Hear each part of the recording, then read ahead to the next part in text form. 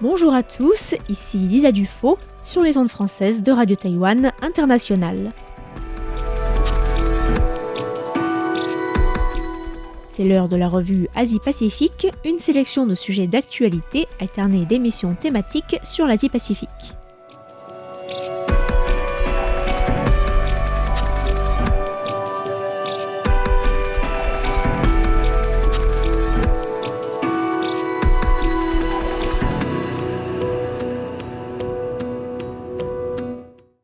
Bonjour à tous et bienvenue dans la revue Asie-Pacifique de cette semaine. Dans la revue de presse de ce mardi 8 avril, je vous propose d'abord de revenir sur les nouveaux droits de douane annoncés mercredi dernier par le président américain Donald Trump,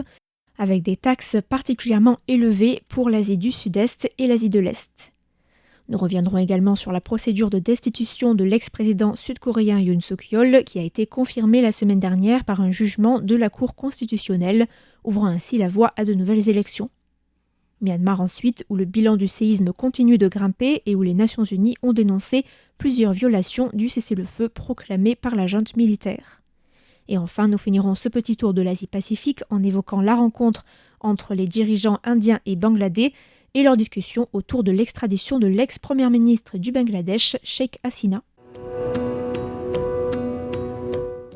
Le président américain Donald Trump a annoncé mercredi dernier de nouveaux droits de douane visant les produits étrangers entrant sur le marché américain, des taxes de niveau très variables mais touchant presque l'ensemble des pays du globe et qui doivent entrer en vigueur demain. Parmi les pays concernés, la région du sud-est asiatique est particulièrement touchée avec 46% de taxes supplémentaires sur les produits vietnamiens importés aux États-Unis, une mesure catastrophique pour l'économie vietnamienne qui dépend énormément des exportations, notamment dans les secteurs du textile et de la manufacture. Une situation similaire à celle du Cambodge, touchée par des droits de douane supplémentaires de 49%, tandis que l'Indonésie et la Malaisie ont respectivement écopé de 34% et de 24% de droits de douane supplémentaires. L'initiative du président américain vise à pousser les pays concernés à négocier avec le gouvernement américain. Le ministre des Finances, Scott Bessent, a d'ailleurs indiqué que plus de 50 pays avaient déjà pris contact avec Washington pour tenter de négocier des baisses de taxes. Le Vietnam, par exemple, a demandé à Washington de retarder de 45 jours l'entrée en vigueur des nouveaux droits de douane afin de permettre à son administration de négocier avec le gouvernement américain, à qui le Vietnam a déjà proposé des taxes réciproques à 0%. En Malaisie, le ministre du Commerce a réagi en appelant à éviter toute escalade et en affirmant qu'une guerre commerciale ne bénéficierait pas à l'économie mondiale. Le Premier ministre Anwar Ibrahim a aussi appelé à une réponse collective des membres de l'ASEAN, dont les ministres de l'économie doivent se réunir ce jeudi. En Asie de l'Est, Taïwan est touché par des droits de douane de 34% et le président Lai Ching-te a déjà déclaré que le gouvernement n'adopterait pas de droits de douane réciproques. Donald Trump a aussi annoncé des droits de douane supplémentaires de 25% sur les produits sud-coréens, et ce malgré l'existence d'un accord de libre-échange avec les États-Unis. Le ministre du Commerce sud-coréen Chung In-kyu a programmé une visite de 2 jours à Washington à partir d'aujourd'hui pour tenter de négocier une baisse de taxes avec le représentant américain au commerce Jamieson Greer. Notons que c'est déjà la 5e visite de haut niveau pour le ministre coréen aux États-Unis depuis l'entrée en fonction du président Donald Trump. Le Japon est quant à lui touché par 24% de taxes supplémentaires, poussant le Premier ministre Shigeru Ishiba à parler de crise nationale, avec des négociations déjà en cours pour tenter d'obtenir une réduction et de minimiser l'impact économique pour les entreprises japonaises. Enfin, la réaction a été la plus vive en Chine, touchée par 34% de droits de douane supplémentaires, en plus de la taxe additionnelle de 20% annoncée en janvier.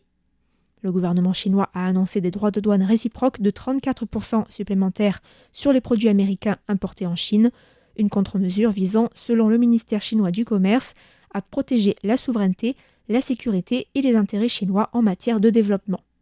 Le porte-parole du ministère du Commerce a aussi déclaré que la Chine se battrait jusqu'au bout si les États-Unis s'obstinaient à suivre cette mauvaise voie, avant d'affirmer qu'il n'y avait pas de gagnant dans une guerre commerciale. Donald Trump a réagi hier en menaçant d'imposer des droits de douane supplémentaires de 50% sur les importations chinoises, ce qui pourrait porter la surtaxe à 104% au total, ce qui ferait doubler les prix des produits chinois à l'entrée sur le sol américain à partir de demain.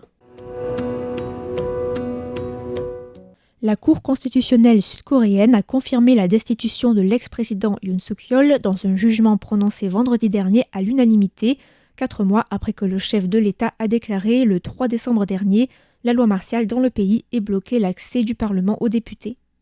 C'est la deuxième fois qu'une procédure de destitution contre un président est validée par la Cour constitutionnelle sud-coréenne depuis la destitution de l'ex-présidente Park Geun-hye en 2017 suite à un vaste scandale de corruption.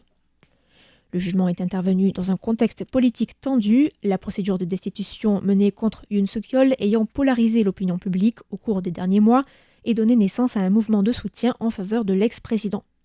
Mais le verdict va aussi permettre à la justice sud-coréenne de juger les actions de l'ex-président, qui n'est désormais plus protégé par l'immunité présidentielle et dont le procès pour insurrection doit débuter le 14 avril.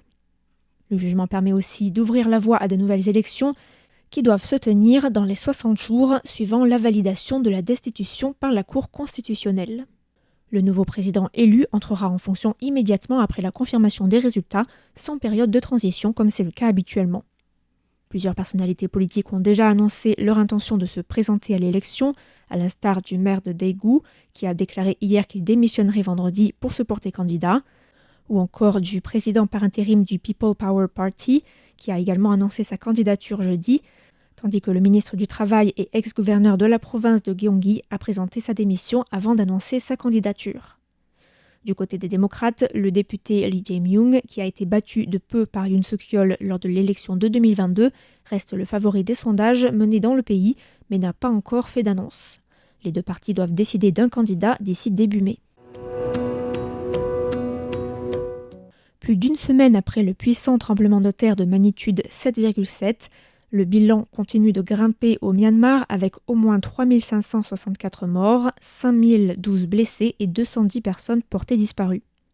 La junte avait annoncé mercredi dernier un cessez-le-feu de 3 semaines pour faciliter l'acheminement de l'aide aux zones sinistrées,